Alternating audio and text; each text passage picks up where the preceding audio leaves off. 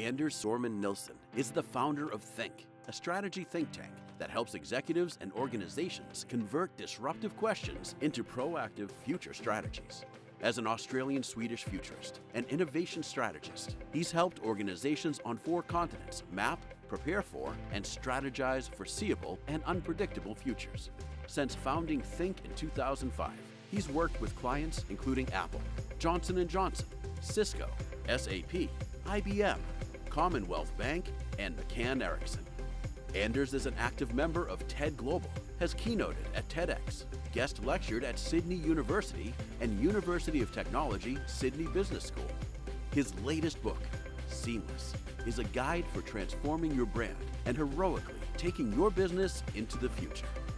Please welcome Anders Sorman-Nillson.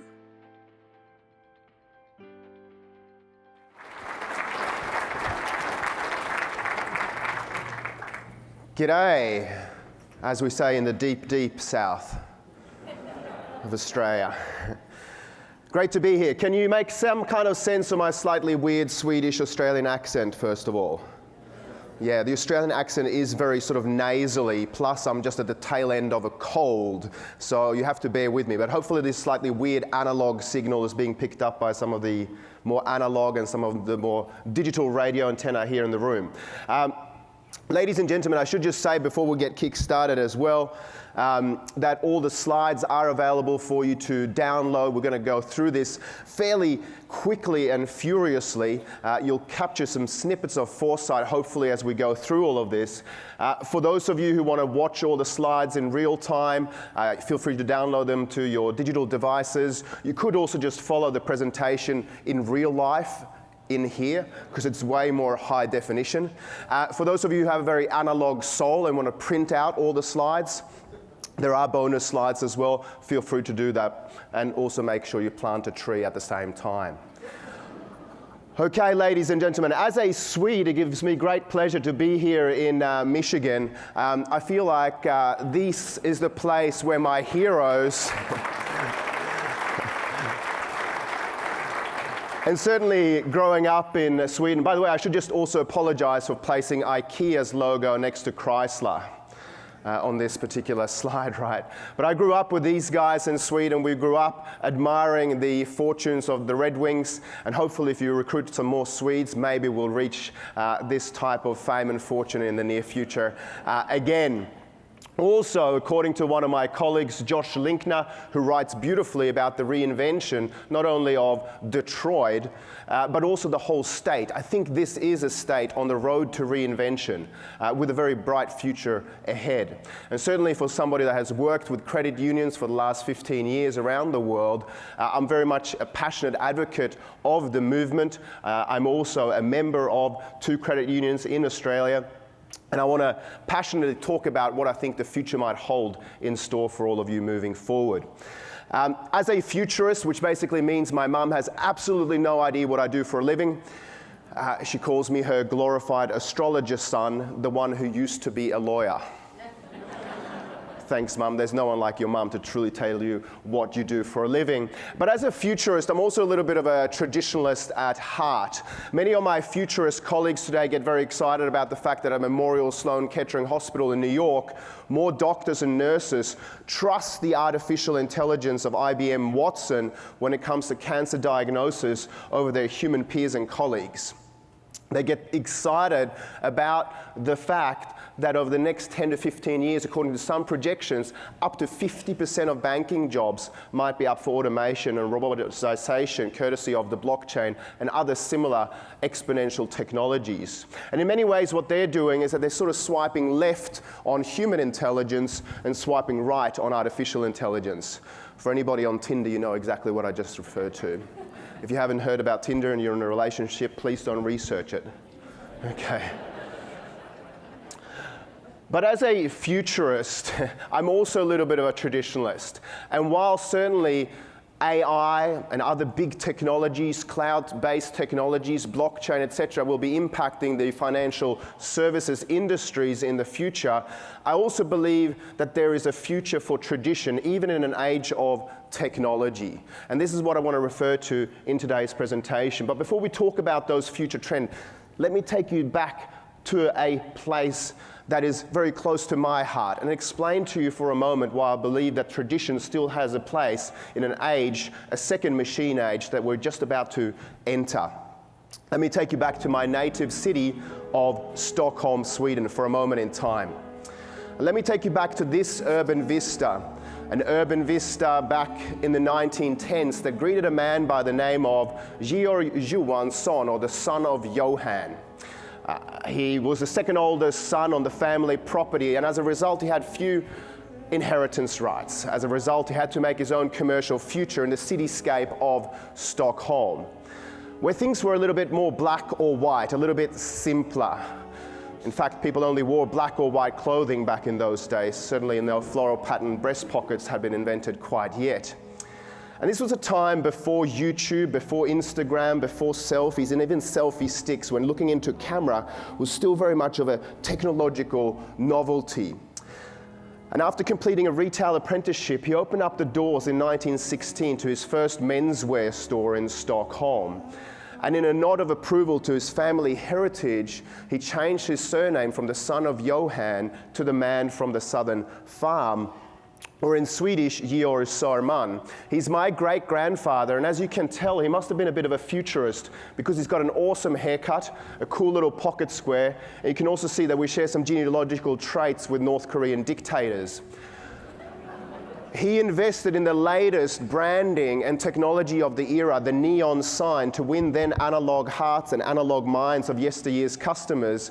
But for my mother, Birgitta, who I think looks pretty amazing for a 106-year-old, as you can tell, we moisturize in our family, and mum dresses me every day of the week. For her, the business world has drastically shifted underneath her feet, courtesy of digital disruption.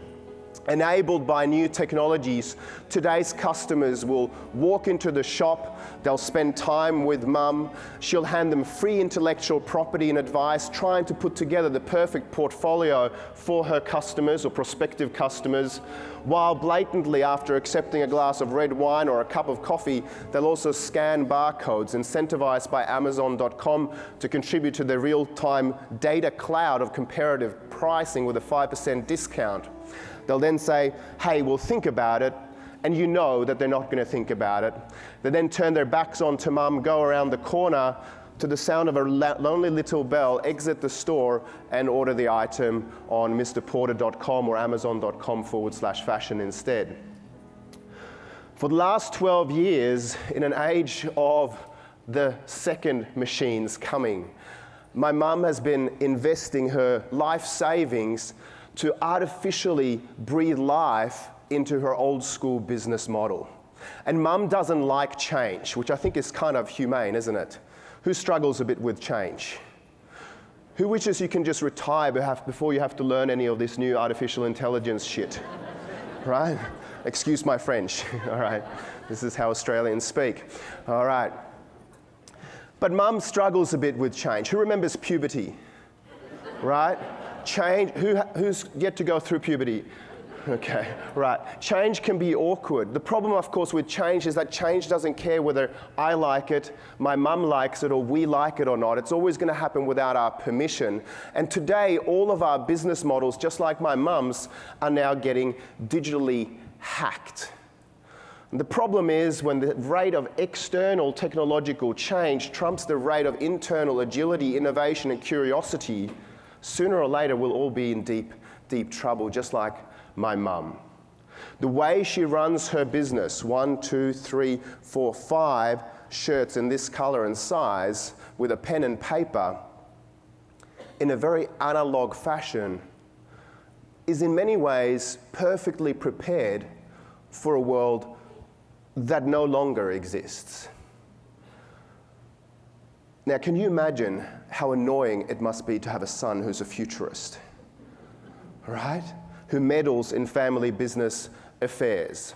At the same time as she's being digitally disrupted, the other thing that my mum is now seeing is that the demographic, her bread and butter customer, is now looking like the gentleman who's looking into the mirror. It used to be the guy looking back through the mirror. And that elderly gentleman, bless his soul, is less likely to buy the number of suits and shirts that will sustain mum into the future. She's needing to connect, just like you guys, with the next generation. A generation that is distrustful of banks. A generation, however, that's also being mesmerized by fintechs as an alternative. And I think the danger for credit unions today is that instead of being seen just as a viable alternative to the banks, that fintechs may also steal your lunch. Or maybe they're your perfect partner for the future. A few years ago, I wrote this little love letter to my mum called DigiLog, How to Win the Digital Minds and the Analog Hearts of Tomorrow's Customers. Now, it has the ears of Fortune 500 executives. One of Australia's largest banks, a 200-year-old institution, credits it, or this idea of the DigiLog, my dad likes to call it DigiLoo, with moving from number 4 in terms of customer retail banking satisfaction to number 1. Unfortunately for me, the person I wrote this love letter for has not yet read it. Who senses a little bit of resistance between mother and son, between baby boomer and Gen Y millennial, right? Now we know these two worlds. These two worlds, just to give you the quick references, the analog world, of course, is the world of the face-to-face, the digital world interface to interface. One's about old school communications, one's about new school communications. One's about the offline, one is about the online. One's about the personal touch, one's about the digital connect, one's about word of mouth recommendations, as Jim pointed out earlier today.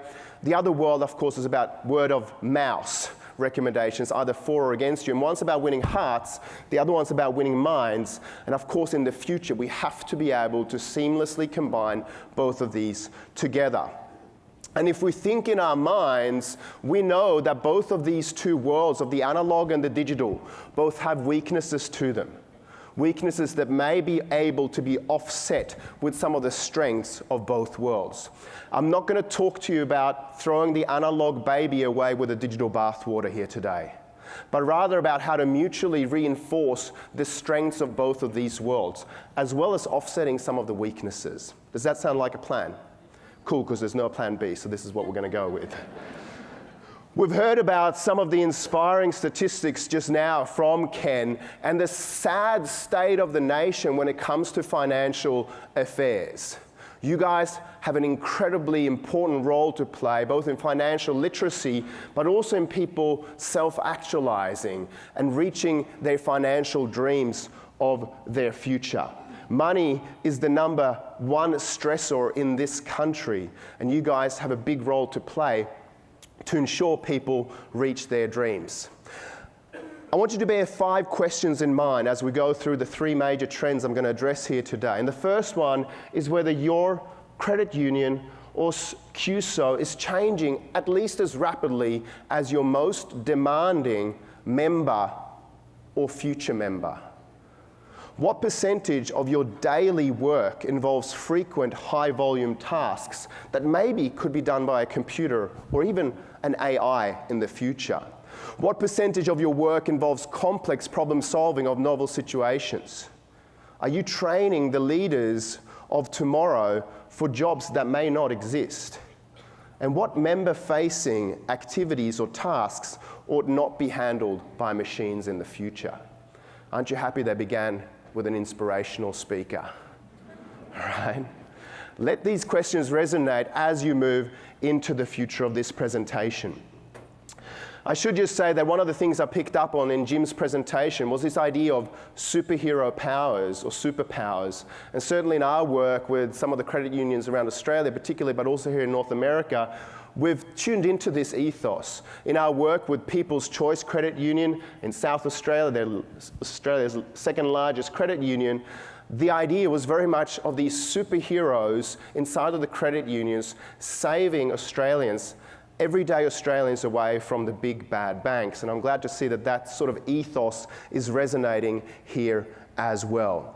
First trend today, we are all getting digitally hacked. Increasingly, this is happening at exponential rates. And of course, this is both literally and metaphorically. In 2013, Leon Panetta, then Defense Secretary of this nation, had a new initiative in play.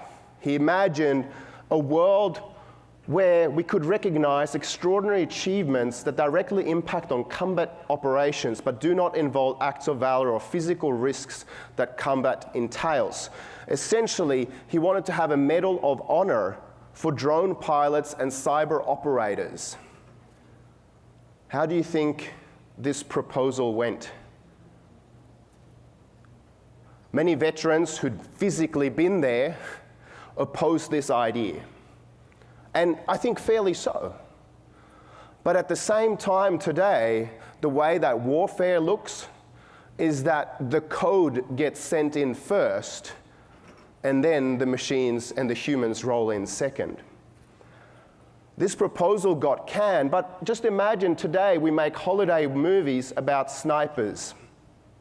They didn't used to be considered heroes once upon a time, but today they are. And the question is, whether or not we agree with this particular idea, how do we really think about the world of cybersecurity?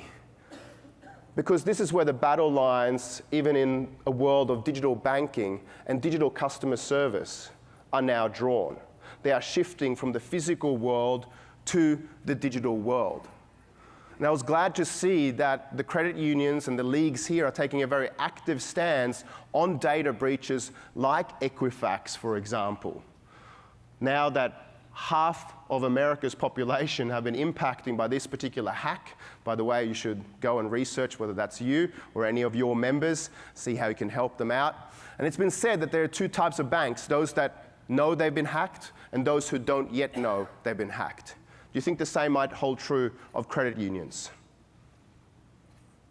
And if you think about Russian trolls or Russian hackers, who do you think they might want to target? Are they going to go after someone like JP Morgan Chase, for example, who they know invests massively in cybersecurity, or might they think of you as a potentially softer target? Right? Something to bear in mind as we allocate our cybersecurity spend for the future. But of course, as human beings, we suck at change, right? In the United Kingdom, it's been said that we're more likely to divorce our life partner than our primary banking provider. Right? And I think this is an amazing statistic from The Guardian. However, I would also argue that today, we no longer need to divorce our bank, because courtesy of FinTech and all of the other opportunities we have available to us, we can just cheat on our bank with a number of other providers at the same time, right? For you guys who use Acorns or Digit or Stash, you just add new financial services providers to your plethora of services providers. And the question is, will there be an app that can disrupt your industry at large? Any users of WhatsApp here in the room? Okay. Who doesn't know what I'm talking about? All right, fantastic. All right, we'll explain WhatsApp in a moment. It's kind of like text messaging without you paying for it, right? You can imagine as a telecommunications provider that might scare you. How much do the telecommunications providers used to charge us for one SMS, 140 characters or less? A lot of money, massive margins for the telecommunications companies. Today, we just send WhatsApp messages instead over the internet. Does anyone make phone calls using WhatsApp, Viber, or even Facebook Messenger today? I'm seeing the younger generation raise their hands. Fantastic. They'll teach you all about this later on. All right. They're all located here for some reason. All right. Okay. How many people do you think WhatsApp, that now services 1.2 billion humans around the world with telecommunications style services, how many engineers do you think they employ to manage 1.2 billion customers? 50. Imagine how many AT&T might employ. A few more is the technical quote. The FinTech landscapes, of course, also, in terms of digital hacking, at least metaphorically, impacts things like personal finances, lending, investment and wealth management, equity and debt financing, cryptocurrencies, personal advisory services, and of course, transactions, data, and services. They are across the board, and I'm going to argue that potentially they could be your best partner for the future, a partner that you together can challenge the banks with. Don't see them just as a threat, but rather as an opportunity and potentially viable partners for the future. Let me just give you one example of how apps are changing the business landscapes in payments. This is good. Really good. Totally worth all that cash. That's right, I owe you for half of it. Let me hit the bank really fast. The bank? That's like walking. Just pay me with Zelle. Don't know what you're talking about. But dude, You ain't gotta yell. What's the big deal? Has anyone even heard about Zelle? I use it all the time, baby. It's been treating me well. Like for what? I rent to pay safely. Yeah, it's backed by the banks. But I'm in a hurry, baby. Move aside, thanks. Y'all know about Zelle? Sure do. I use it every day. They make dogs walk fast. I'll get my money today. I don't need any more apps, you guys. I don't know. It's in lots of banking apps, probably right on your phone. Hold up. Let me take a second to figure out what I'm doing. You telling me Zelle is for everybody and keeps money moving for students and parents and slackers and makers, movers and shakers, and it's safe and available for almost all takers? That's right, baby. Then why am I walking to the bank? And why are we all rhyming? Introducing Zelle, the new way to send money from your banking app. And if we look at the underbanked or the unbanked adults, part of the working population here in the United States, are they likely to walk down the street and pass your credit union? Or might they be more likely to be able to tune into you via their digital devices? We're going to show how consumers and members are now taking life matters and financial matters into their own hands, but this, of course, is just one example of that. Now, Silicon Valley is coming for all of our lunches. Today, if we need a loan, we can go to Lendico. If we need to transfer cash overseas, we just go to TransferWise, a peer-to-peer network that entirely bypasses the banking system. And instead, if you need to switch some Canadian dollars for US dollars, why not just do it via TransferWise? This now has 8% of the Forex market in the UK, right? Bypassing our old financial services players. And in many ways, what is happening right now is that they're decoupling finance from traditional finance players. And now via Rocket Mortgage, for example, how quick is it to apply for our mortgage? Is there any paperwork involved, like real physical paper that you have to sign with wet ink? The next generation is used to doing things via biometric authentication. And of course, players like this are now capturing the imaginations of a generation that you guys all have an opportunity to engage with. The thing that worries me, though, is not so much that the machines are learning or that robots are now really eloquent in their thinking, but it's that us as humans are really slow at adopting new technologies. In 1967, the Swedish government decided we were going to switch from left lane driving to right lane driving. Now, this was every ambulance chasing lawyer's Disneyland, right? The big change management mantra of the era was just smile, we're all just new at this. Isn't this a wonderful change management mantra, by the way? When you're rolling out the new technology or the new CRM system inside of your credit union, just smile, we're all just new at this. Isn't that easy to say if you're Swedish? Liberating, right? But overnight, of course, this was a nightmare. So imagine for a moment in time sending your kids out, your nieces, your nephews, maybe even your elderly grandmother, and imagine sending them out to this particular space, across this busy intersection. My mum always says the digital world is digitally dehumanizing. But I would actually argue that the digital world of Internet of Things, of sensorially aware devices is more humane than anything we could offer in yesteryear. It's more empathetic, more aware of its surroundings, and according to the World Economic Forum, up to 1.1 million human lives will be saved over the next decade courtesy of autonomous vehicles. Coming back from my annual holiday last year in Italy, I welcome the day when humans are no longer behind the wheels. No more texting, no more drink driving, And when I recently shared this in Mumbai, India with one of our colleagues, Bharti Airtel, they said, Anders, this is nothing new. This is what it looks like in Mumbai every day of the week. Plus we have cows as well. Kind of feel like the collective heartbeats per minute just went up there just slightly. My argument is that we can code for humanity, code for better financial outcomes for our members. And I should just apologize here before using this particular example.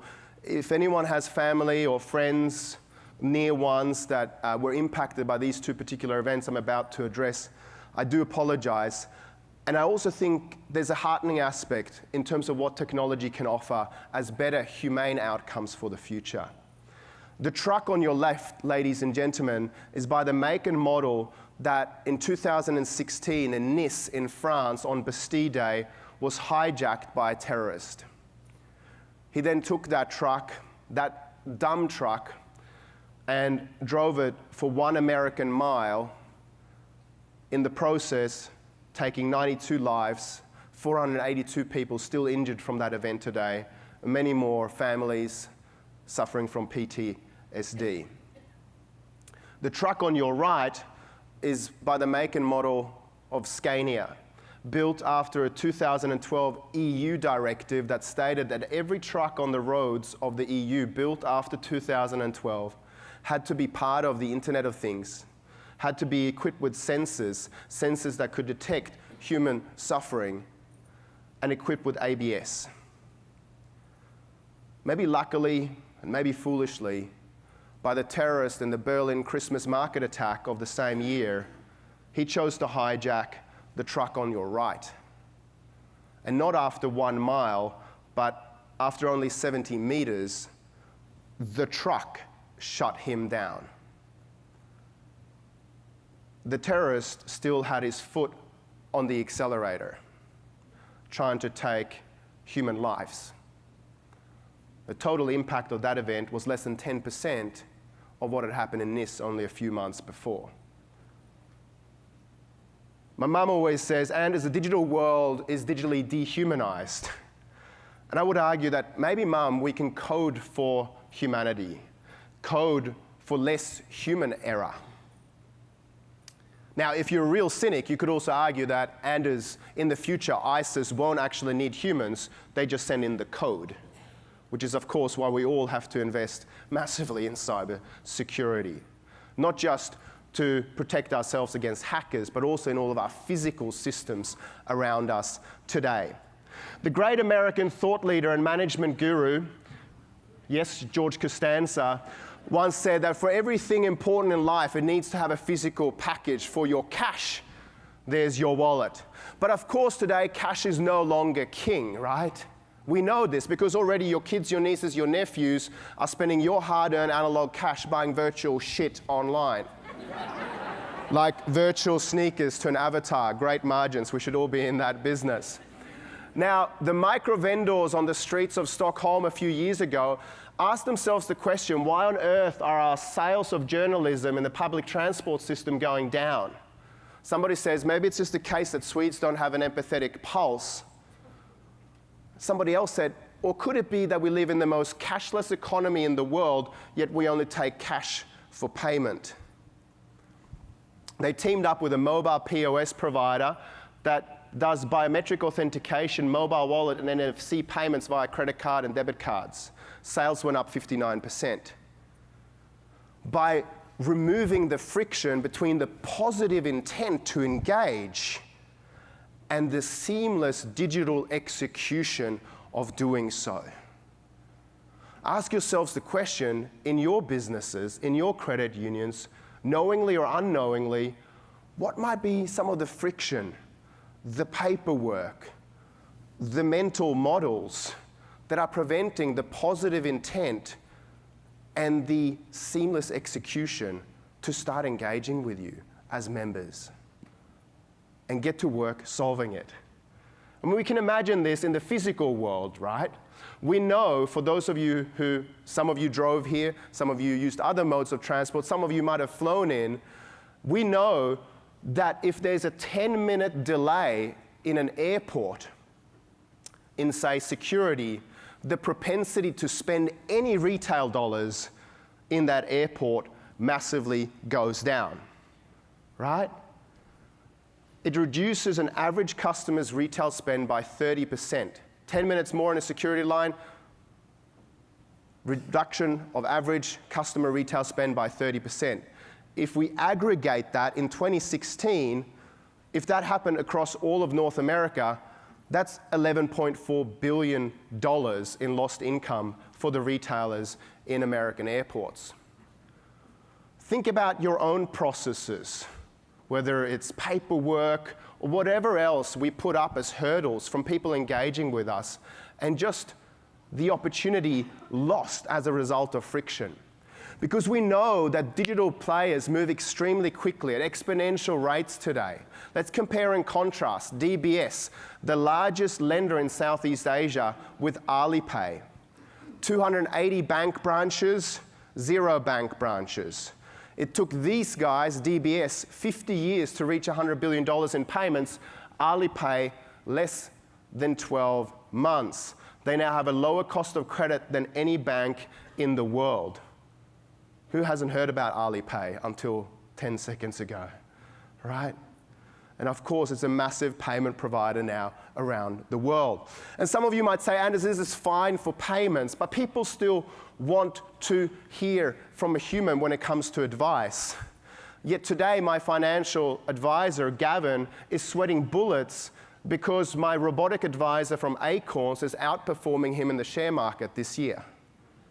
And we're learning to trust robots with our financial affairs. Wait, the human side and the human intelligence in all of this will emerge, ladies and gentlemen. And the likes of PayPal and Amazon are two of the providers that people around North America today are saying that, hey, we'd be quite comfortable doing our financial affairs with them. Who knows, maybe even Facebook Financial will emerge one day. Now, if you've ever had to file an insurance claim, my question is, was it a seamless affair? Was there some paperwork involved? According to our insurance clients, up to 50% of their contact center spend is allocated towards which types of phone calls. You and me calling up and going, where's our money? We filed our claim this many months ago. So Lemonade, an insurtech provider, thought, isn't there a better way? Why don't we speak the claim via the mobile device? Through facial recognition, it authenticates you, it runs 21 different AI algorithms on your claim, and they've now set a world record between claim and payment, 3 seconds. Who would prefer that solution? Who in fact feels like that solution is more humane and empathetic than the supposedly human analog solution? Here's how it works.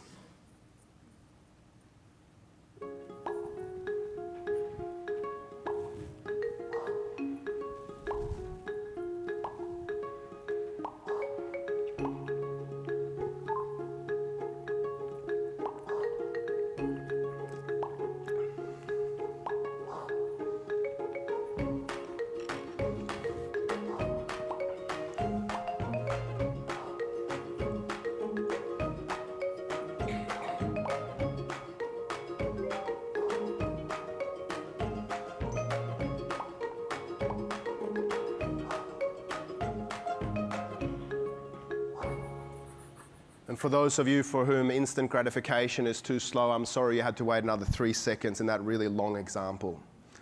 Okay. Could we do similar solutions? How about signing up for a new account? For the instant gratification generation, how long do they expect that to take? And do we match them? Are we changing as quickly as our most demanding clients? And of course, this is happening on a massive scale today. I do believe that in some instances, the digital world can be more humanized than anything we could offer in yesteryear. An example of this is how brand voice has changed. Brand interaction used to just be about unilaterally screaming your message out. We then, through the social media age, moved to a dialogue model between member, client, and credit union or financial services provider. And now the object is starting to have a voice as well. We have a brand, a consumer, and an object. Let me give you an example of this in the IoT, or the Internet of Things era. If you've ever considered a Tesla, one of the arguments against adopting a Tesla, other than crazy costs and that only hipsters in Silicon Valley drive them, could be that you have range anxiety. Where's the next supercharger station going to be? Do you think that sense of range anxiety might be slightly elevated if you're fleeing from a hurricane in Florida during the hurricane season last year, and you're fleeing in your vehicle with your family and your most beloved belongings? The answer would be yes. When your battery starts running low and the hurricane is getting closer, and Elon Musk pops up on the dashboard and says, "We've just remotely upgraded your battery so you can safely get out of harm's way and start speeding up again," and you see the old vehicles around you stopping by to fill up on gas, what do you think your relationship with that object or that brand might look like? And this, of course, is exactly what happened.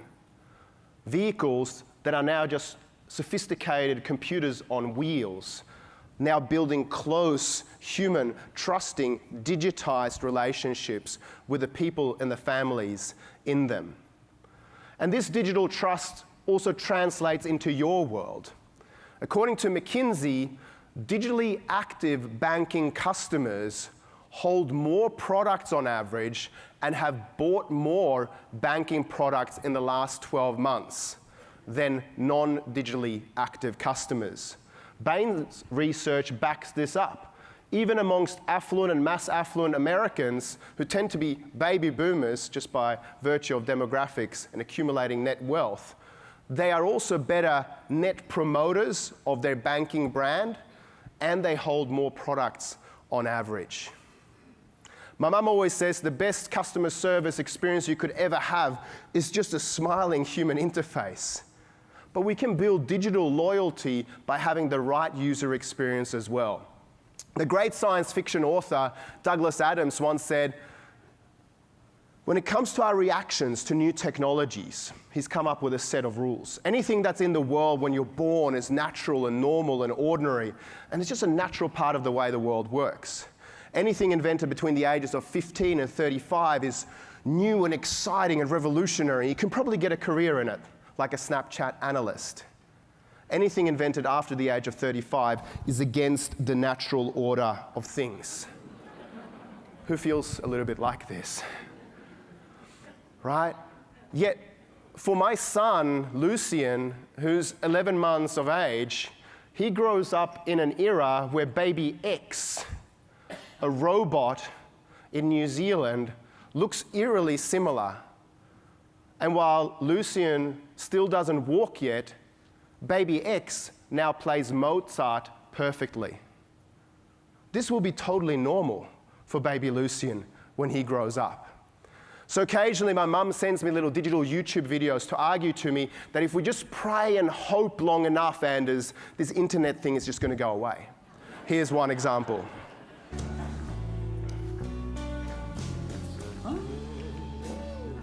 Emma? Emma?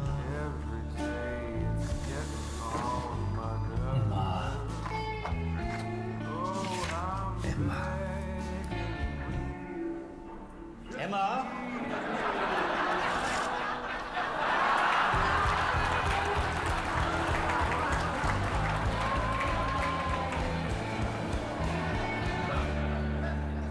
So there's been a lot of swearing already. Clearly my role as the futurist is to lower the intellectual rigor of the conversation.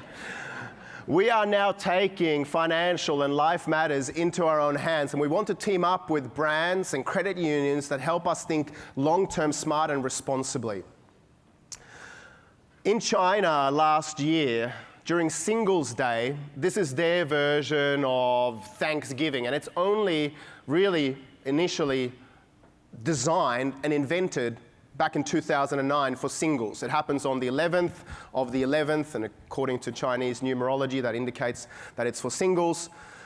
They now trump, in a massive way, both Cyber Monday and Black Friday retail sales. In fact, the figure passed $1 billion in the first 2 minutes of retail on Singles Day last year, reached $10 billion in just half an hour. And delivery men and robots handled 1.5 billion parcels in the days after the event, when they transacted more than the GDP of both Iceland and Cameroon. 90% of all of that commerce happened via what? Mobile devices. This, of course, is the future of commerce. We are now taking matters into our own hands, and we have these micro moments, as Google talks to us about every day, when, of course, this is the bridge between the digital world augmenting the physical reality that we're in. Whether we're thinking or driving past a piece of real estate that we want to buy in the future or dream of, we can scan all of that information via our digital devices, right? And of course, next to that, we're also leaving little digital breadcrumbs. Breadcrumbs that can be picked up by you to say, thinking about a mortgage, why don't you come into us at Limestone later on to talk about that? Or even better, have a live chat when you stop in the coffee shop that we've just invested in. The next generation, of course, are now digitally amplified. One of my little heroes is this little guy, little Max Harpham. He's 12 years of age, lives in Australia, and he's the 12-year-old son of one of my former colleagues, Emma Harpham, and her husband, Aaron Harpham. Really cool little kid. Is into his extreme sports and goes past that busy intersection that you saw earlier every day of the week. This is cool because 12 years ago when he was born profoundly deaf. If a freight train went past his back, he would have no auditory cognition of it whatsoever.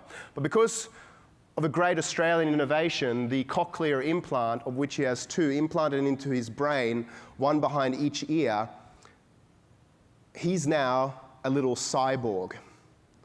A person whose mental and physical abilities are extended by technology. And as you lean in later on during the cocktail function later on to try and hear what the other person is saying, his hearing gets better with age as the technology improves. He's also part of the fusion of biology and technology together, known as the future point of singularity.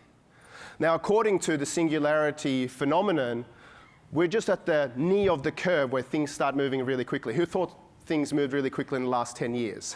They're just about to go exponential. In 2015, computing power trumped the brain power of a mouse. Amazing technological achievement. But with all things exponential, we're about to get really fast. And by 2023, my apologies, computing power will trump the brain power of a human in Canada. You're safe across here on the border. All right, any Canadians I've totally offended. And by 2045, it's going to trump the brain power of all of us combined. This is not science fiction, ladies and gentlemen. This is just the science of something, or the maths of something doubling every 18 to 24 months in an age when robot, woman, and man can work in harmony. Like the Da Vinci robotic surgery arms. This is robotic surgery, precision surgery, in this case on a grape. Of course, initiated with human intelligence, augmented with artificial intelligence. And I hear from retailers and banks and credit unions around the world, we just can't figure out how to bring together bricks and mortar shops with a mobile phone. Yet, this remote surgery happens all over the world, saving lives and seamlessly making for better lives for patients.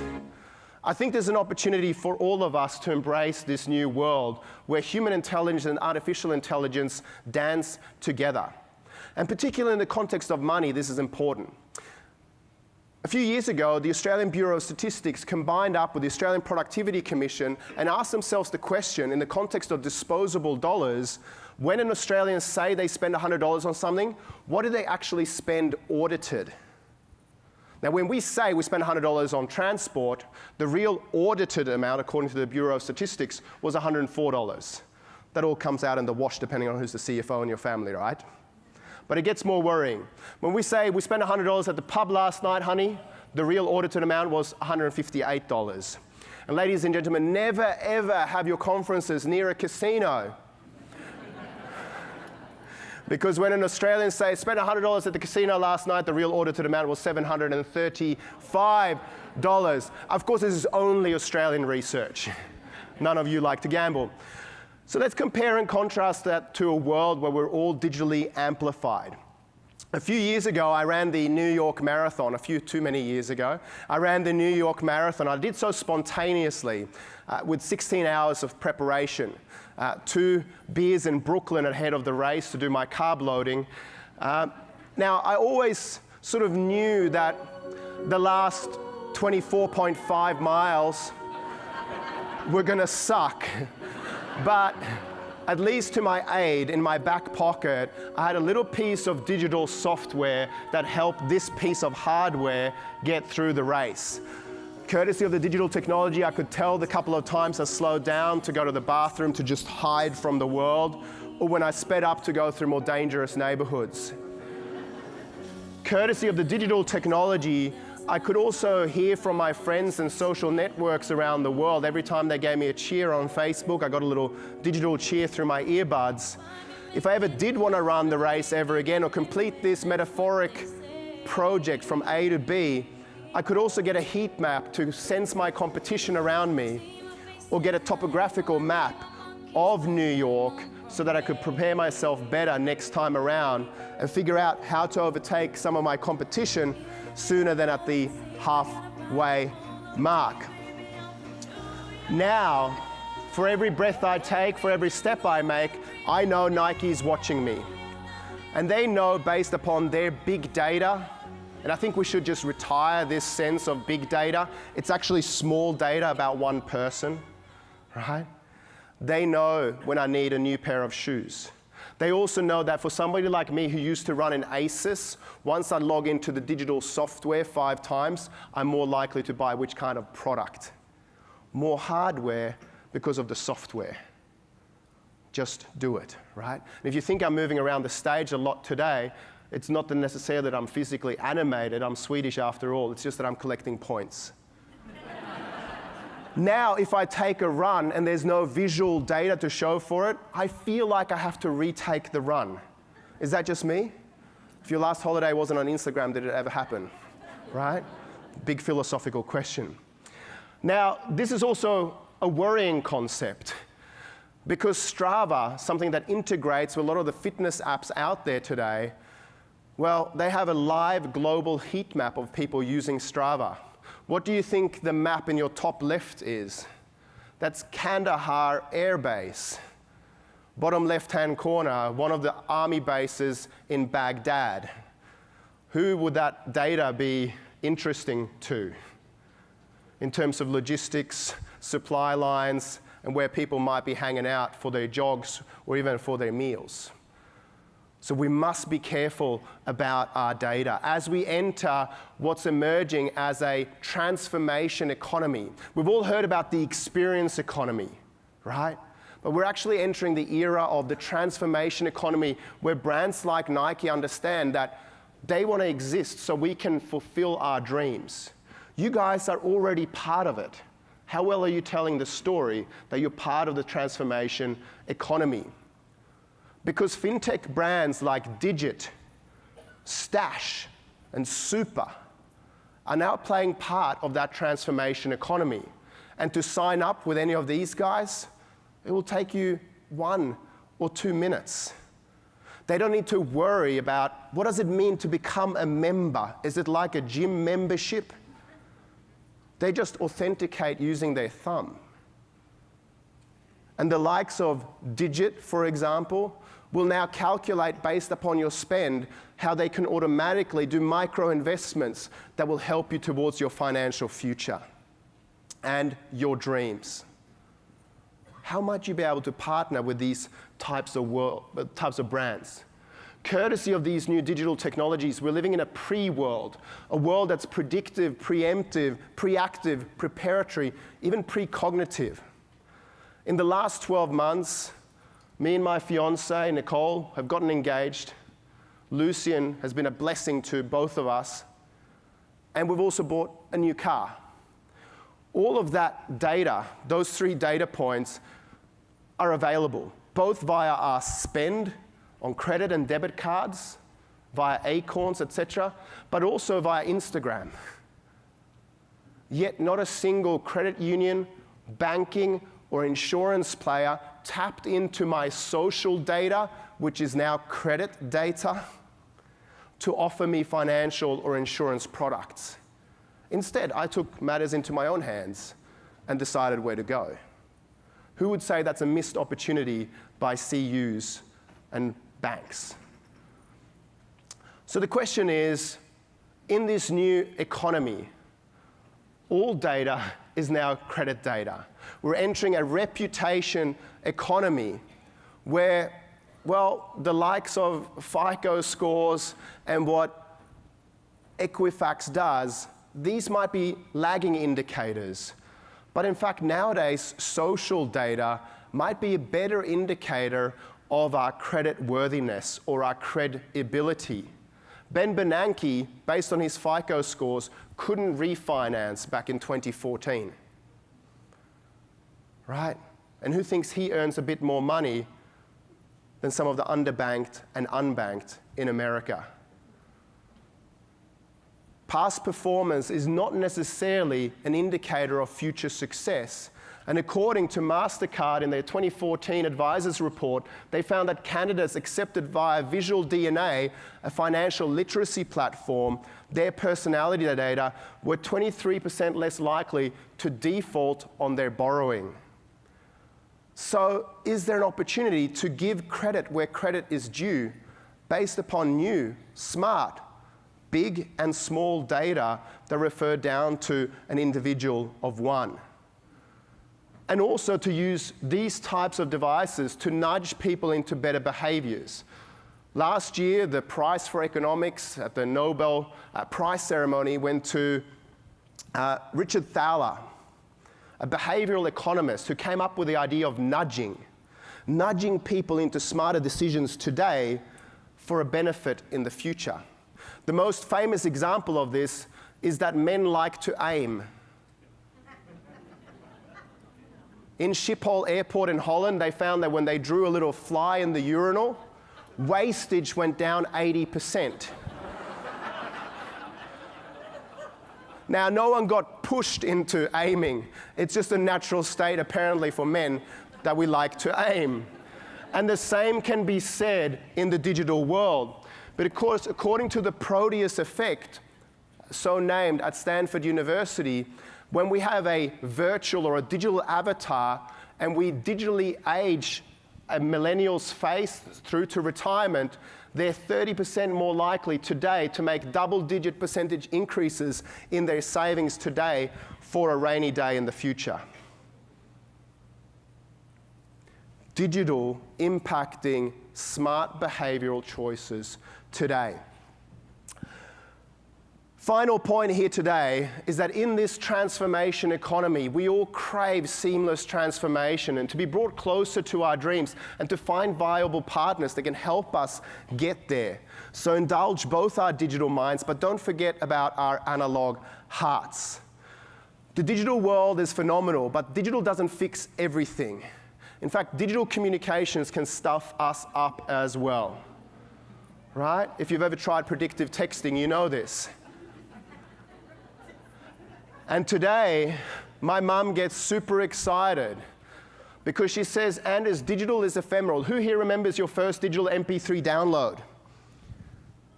Who doesn't know what I'm talking about? Okay.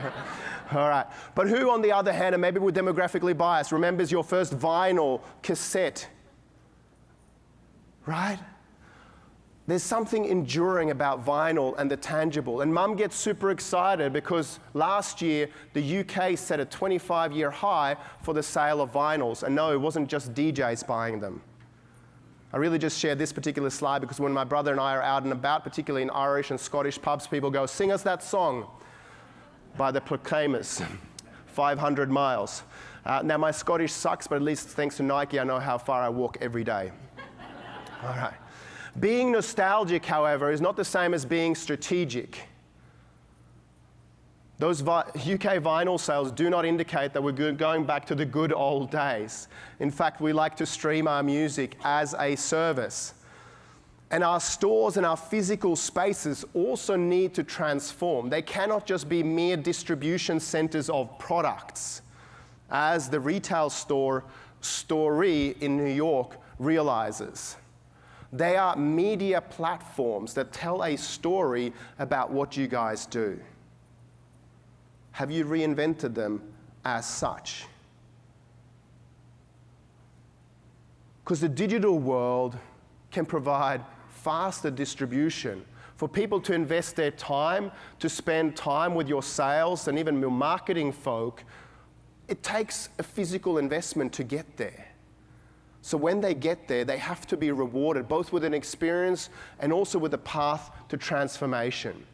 And with this digital economy, of course, what's happening is that the customer or member journey is also shifting. And nowadays, we spend more time looking at marketing materials, videos, listening to podcasts, getting financially literate, comparing on aggregator sites before we ever talk to a human. Which means sales and marketing have to come together in a new function inside of your organization and start thinking as smarketers instead. We need to move from a world of yesteryears where our products and services felt frictive, disjointed, sometimes even indifferent, fractured, effortful, out of context, and instead into a world where we seamlessly combine the best of the analog world and the best of the digital world. A world courtesy of technology that feels combinatorial, deeply empathetic, that is omni-channel, where the customer or member journey is effortless, it's deeply contextual to a psychographic of one, is always relevant, and feels almost a little bit magical, courtesy of technology. Uber, despite some of their problems, do some things really well.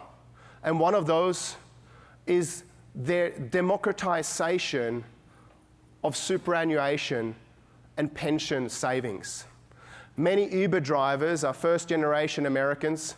Some of them are undocumented, right? And not all of them have financial plans for the future.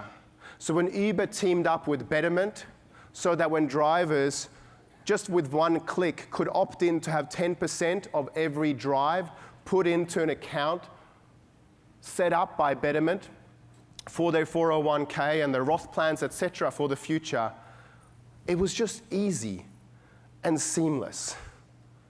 Now, why did Betterment do this? Could you have partnered with Uber, maybe even locally, to provide similar options to opt in via a FinTech player? Uber now also is in financial services. If there's one final slide I'd like you to remember from today, it's that the member journey, the customer journey, as some people would call it, has changed. It's no longer just simple and linear, moving from awareness of your brand and what you stand for, to engagement, to evaluation, to decision and usage. But nowadays, we constantly skip around between analog and digital channels all of the time. And the question is whether the brand touch points, your marketing materials, your live chat, your podcasts, your webinars, and your videos build people a path towards the future where they don't just become members, but also advocates for your brands and ambassadors, both in the digital and in the analog world. Futurists don't leave you with 3 silver bullet points to fix all your problems, because we don't believe in that, and that ends cognitive inquiry, but rather we ask questions, as you know. And the 5 questions I want to leave you with are the following ones. How can you get 2x the result with half the effort? through both technology and also importantly, human creativity? Which old analog processes don't offer you any actionable data insights and need upgrading immediately? What's one thing I can do tomorrow to become even more trusted by your members and future members? What's the analog baby in your business that mustn't be thrown away with the digital bathwater, but which can be further amplified and augmented through technology? And what can you do today to protect your business 5 or 10 years into the future? Now, some of you might ask, Anders, whatever happened to your mum's little shop in Stockholm, Sweden, where, by the way, you'll all get 10% mates rates when you spend some time with my mum. She's a dangerous saleswoman, by the way. Now, Mum and I sat down and started asking better questions. And we thought about a question like this. Imagine doing a pre-mortem instead of a post-mortem. Pre-mortems are way better. Imagine that it's now 2025, and on your watch, your CU or QSO went belly up. What were the trends that you missed? What were the signals that you chose to ignore? And what were the investment decisions in either human or artificial resources which you just delayed and delayed, which led to that demise? And instead, what change will you make today to prevent that from happening? Now, as we did that, a digital penny, maybe a Bitcoin, started to drop for Mum. And she realized that maybe there's an opportunity to dip her toes into the digital oceans of possibility.